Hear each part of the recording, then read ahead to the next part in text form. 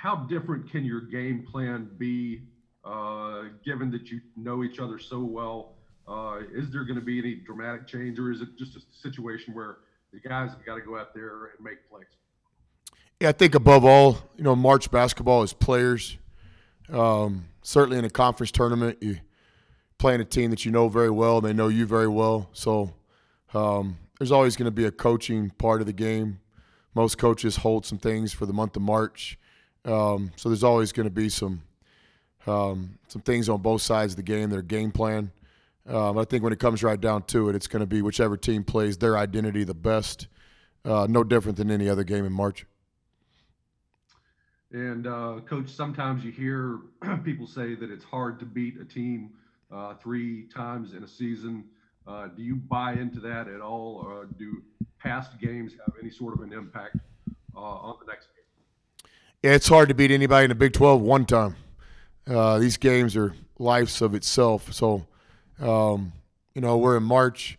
We'll study the past 2 games, but we certainly understand, again, not to be captain simplicity here. The team that plays the best is going to win the game.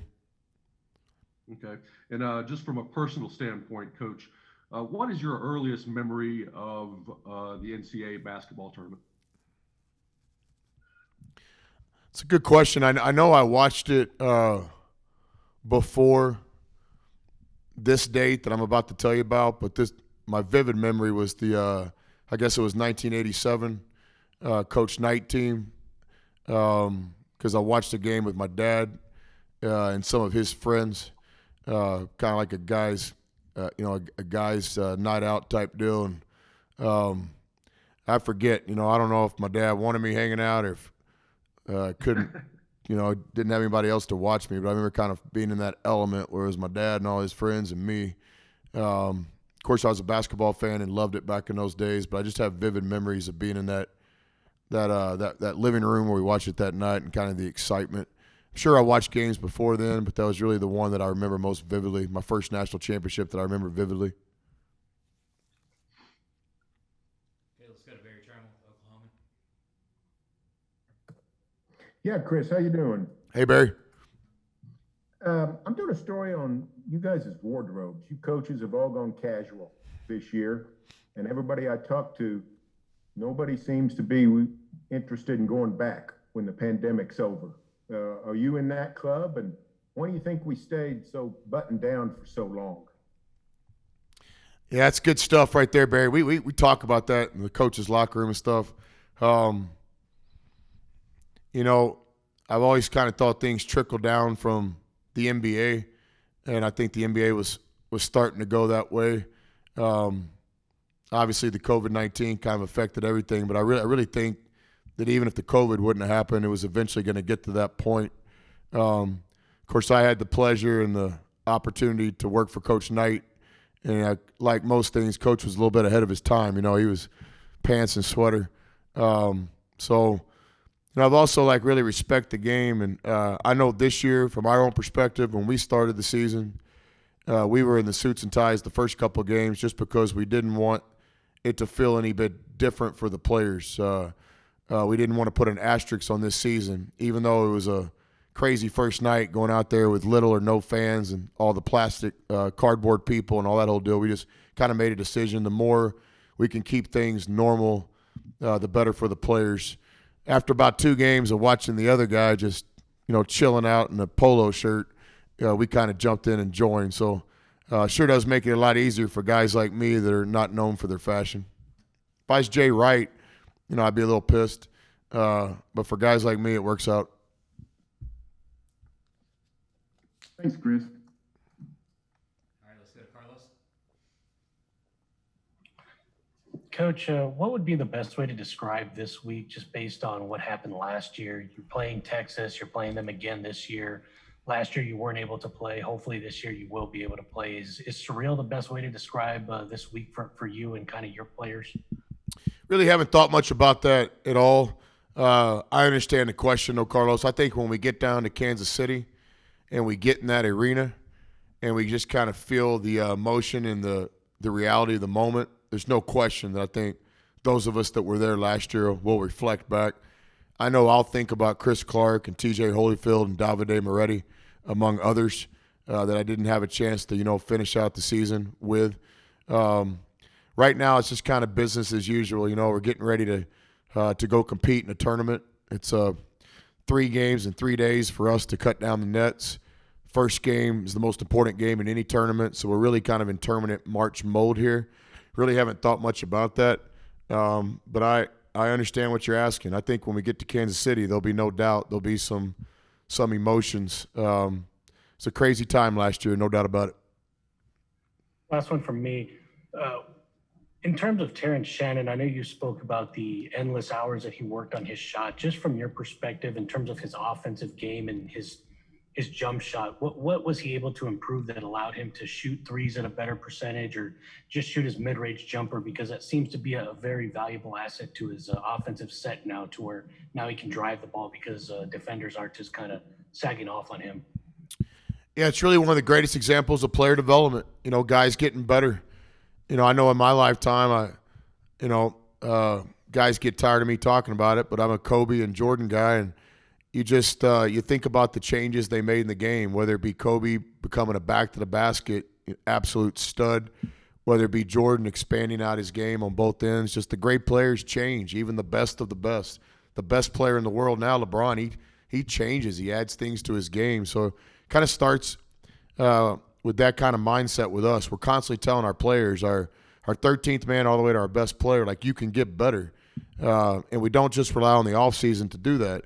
Big thing in March, I think you got to get better in March. I think our Final Four team, from the time we got beat by West Virginia to the time that we, went to overtime against Virginia, our team got better in that 4-week span. So back to TJ, I mean, you got to give the player the credit. Our coaching staff, we have a plan and we execute plans, but it's the player that puts in the time and has to buy in. Specifically with TJ, he made some adjustments to his shot, some mechanical things. He's a very, very, very quick learner. He's got a basketball IQ. It doesn't take a lot of time for him to make changes. And then he just put in hours of reps. It's like the secret's in the dirt. There is no secret. TJ shot for hours and hours and hours every day this spring, this summer, this fall. I know for a fact he was in the gym this morning. He shot 1,000 shots this morning. I know that to be true. So, again, technique, he had to change some things, and then it's just repetition. It's got to become a habit. TJ's done a great job. I think he's one of the best, three-point shooters in the Big 12 when he's open and can get his feet set. Good, Ncaa Sanchez. Hey, Coach. I asked Kevin and Kyler this a minute ago, but I wanted to get your take on it too. So after all that time off, is there like an extra aura of excitement surrounding this team with the rising crowd numbers, getting back and starting to feel like a real March college basketball atmosphere? We've been fortunate here in Lubbock. We've had the 25% occupancy to the games. We've sold out games at that 25%. Our student section has been socially distanced in the fact that they took every other row off and stuff, and we executed a mask plan. But I think our guys were very fortunate. We told our players this, that we've been fortunate. We've played in front of some fans this year. Hasn't been like normal college basketball, but it has been, as good as I think anybody's experience this year. We played Houston early in the Dickey Center in Fort Worth, and we were able to execute the 25% occupancy there. So our guys have been blessed in that regard. We've also played in some other great Big 12 venues. Just off the top of my head, Oklahoma State, Kansas, a lot of the teams, Baylor just the other day, had great crowds. Wasn't the 100% sold out seats, but so our guys have been blessed in that way. There's definitely an excitement now that it's March. There's definitely an excitement that our players know their families and friends can come see them play. For the longest time, we didn't know if it was going to be zero fans or what. But yeah, I think there's a little bit of a buzz, like there always is. It's March, and we're getting into surviving advance time. And as players, this is what you look forward to, and certainly as coaches, this is where you want your team to play the best. Kevin, for you and Kyler, I guess both, how surreal of a week is this going to be, especially after what happened last year, and considering it's the same opponent that y'all are playing this year? I'm looking forward to it. It's going to be my first time actually getting to play in the Big 12 tournament. So I'm very excited. And, last year was unfortunate, but we're all pretty pumped to go out there to Kansas City and compete for a championship. Pretty much the same thing he said, but, as my first year, we didn't make it past the first round with losing to West Virginia in the tournament. So, I'm excited just to get to play, and try to compete and get past the first round, and make it further.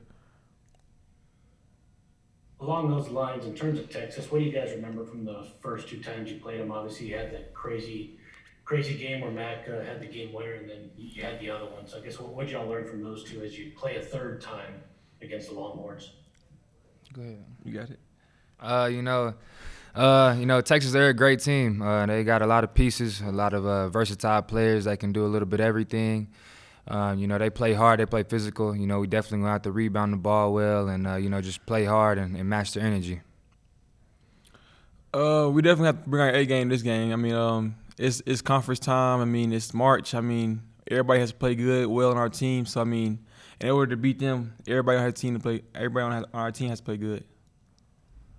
You've obviously played through some adversity, that being some injuries early in your career. How did you kind of help Terrence with his injury throughout the season and kind of keep his positive momentum up?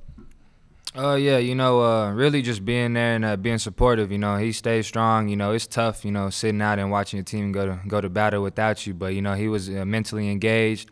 You're getting extra reps in the film room and things like that. So, he stayed the course, and now he's back doing his thing. You've seen Terrence improve his defense and now his shot and his shooting ability. How have you seen him get that much better on the offensive end so far? It goes back to the summer. He put countless hours in the gym, man hours, dark hours, hours that people have never seen. So, him just putting up his shots, getting better each day, gives him more confidence when he gets on the court. Did you work out with him? Because I know obviously you worked on your shot as well amongst kind of the rest of the team as well. Were there any times where you kind of worked with him and you saw, I guess, if you can just kind of describe the type of work ethic that he showed in terms of just not necessarily the hours that we didn't see, but just what he was able to do to make sure that his shot was perfected and that his shot would be going in. He came in probably early morning, 6 o'clock in the mornings, getting up probably 1,000 shots before practice. And then after practice, he'll get up his shots too. He just, like I said, he been putting in countless hours, just making sure his shot feel good and his reps are okay. Last one from me, for you, Kevin.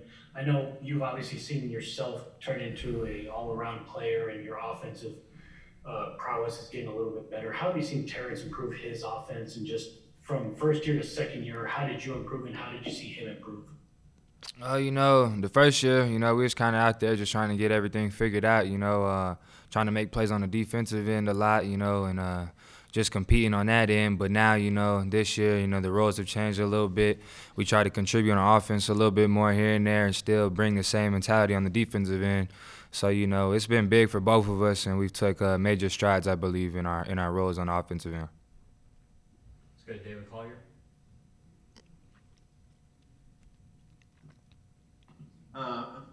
For Kyler, can you kind of take us back to last year at this time? I know you talked about it briefly a few minutes ago, but like what it was like going out on the court and then being called off, and just how weird that experience was for you.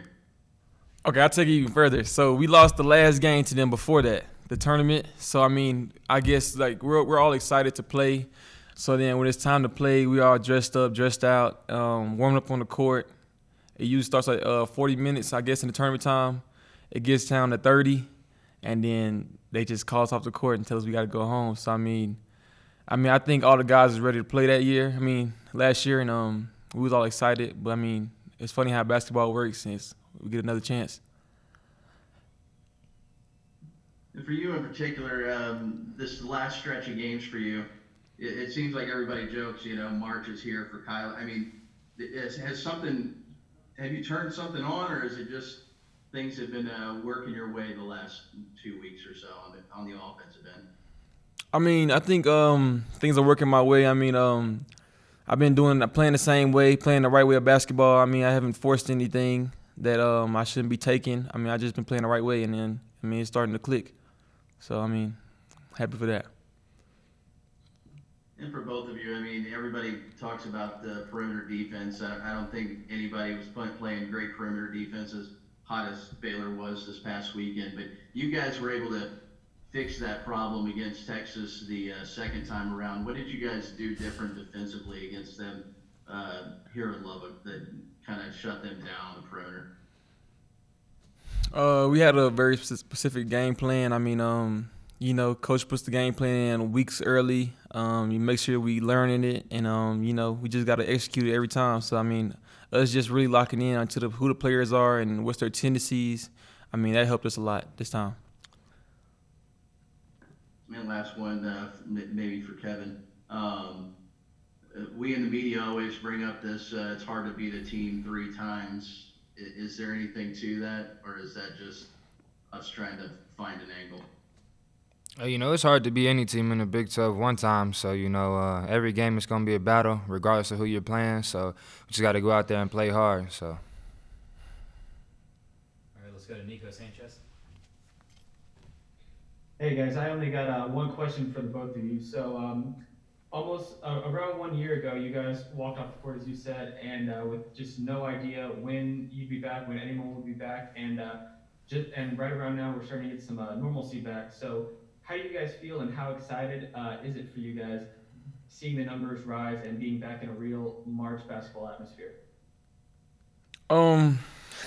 It's very exciting because, like I said, last year we didn't get to play these guys, same team, same exact team. So I mean, us being able to get another chance at them, and us being able to get a chance at March Madness, like, I mean, it's just an experience that everybody in the country wants to experience. So, I mean, I'm just excited for everybody on our team.